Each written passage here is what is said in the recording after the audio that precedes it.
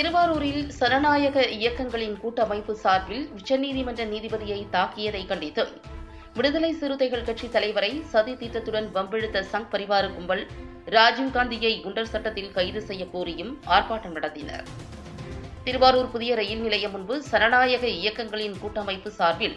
உச்சநீதிமன்ற நீதிபதி கவாய் மீது தாக்குதல் நடத்திய சங் பரிவார கும்பல் ராகேஷ் கிஷோரை கண்டித்தும் அந்த சம்பவத்தை கண்டித்து போராட்டம் நடத்தி காரில் வருகை தந்த விடுதலை சிறுத்தைகள் கட்சியின் தலைவர் தொல் திருமாவளவன் மீது சதி திட்டத்துடன் பிரச்சினை செய்த RSS கைக்கூலி ராஜீவ்காந்தியை குண்டர் சட்டத்தில் கைது செய்ய கோரியும் தமிழ்நாட்டில் வன்மத்தை தூண்டிவிடும் வகையில் பேசி வரும் பிரதமர் மோடியை கண்டித்தும் கண்டன ஆர்ப்பாட்டம் நடத்தினர். இந்த ஆர்ப்பாட்டத்தில் ஜனநாயக இயக்கங்களின் கூட்டமைப்பினர் திருமா பயிலகம், சிமா மகேந்திரன், பாலசம்பத், விக்னேஷ், பக்கிரிதாஸ், அருள்வாசகன் மற்றும் CPM மாநில குழு IV நாகராஜன், இளைஞர் காங்கிரஸ் மாநில பொதுச் செயலாளர் ராஜா, திமுக நகர்மன்ற உறுப்பினர் வரதராஜன், விடுதலை சிறுத்தைகள் கட்சி மைய மாவட்ட செயலாளர் தங்க தமிழ்ச்செல்வன்,